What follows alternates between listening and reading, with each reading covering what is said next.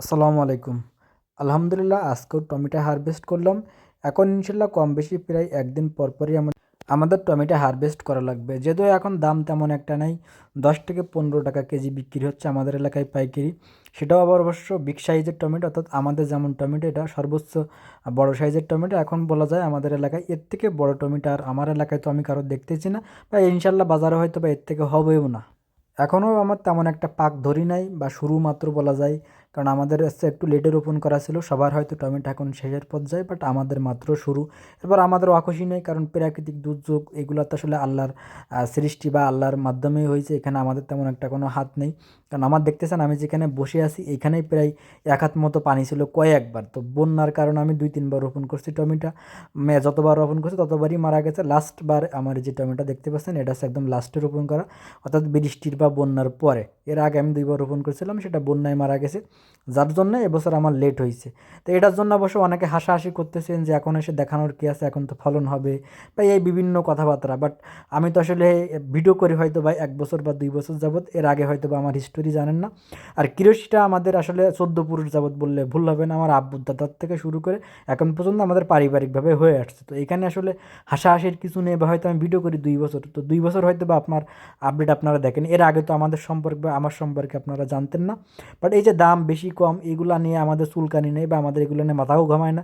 এমনকি আমরা এগুলো নিয়ে আপসেটও না যে এখন দাম কম আমাদের আমরা হতাশ, বিষয়টা এমন না। তো দেখি অনেকে মজা নিচ্ছেন যে দাম কম এই সেই।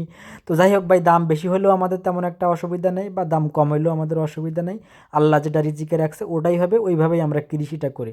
এমন না যে দাম কম তারপরে পরবর্তী বছর আমি আর কৃষি করবো না। এটা যদি করতো তাহলে হয়তো আমার আব্বুও করতো না। আমার আব্বুর কৃষির বয়সই 50 বছর, আমার বাকি পারিবারিকগুলো আমি বাদ দিলাম। এরপরও এখন যে দাম আছে 10 থেকে 15 টাকা, এটাও আমার লস না, কারণ আমি একদম ফুল সিজনে করছি।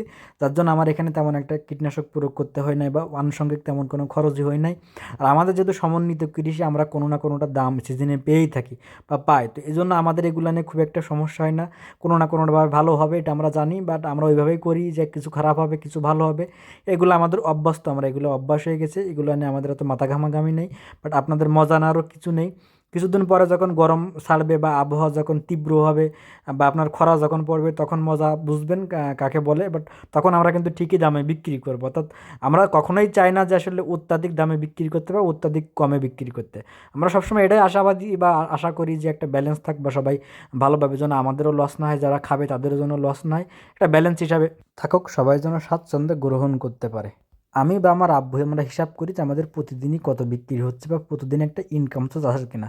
আমাদের সব মিলিয়ে দিনে যদি 1,000 বা 2,000 টাকা লাভ থাকে, বা 1-2 হাজার টাকা কেনা বেচা হয়, বিক্রি হয়, তাতে আমরা খুশি। তো সেটা কম দাগ হোক বা বিভিন্নভাবেই হোক। তো আমাদের যেহেতু সমন্বিত কৃষি, আমাদের যে কোনোভাবে কয়েকগুলা মিলে সব কিছু মিলিয়ে বিক্রি করলে আমাদের দেখা যাচ্ছে এমন একটা অ্যামাউন্ট চলে আসে, প্রতিদিনই বিক্রি থাকে, প্রতিদিনই কিছু না কিছু লাভ হয়। এতেই আমরা খুব ভালোভাবে চলতে পারি ইনশাল্লাহ। বছর শেষে প্রতি বছর আমরা জমিও কিনতে পারি।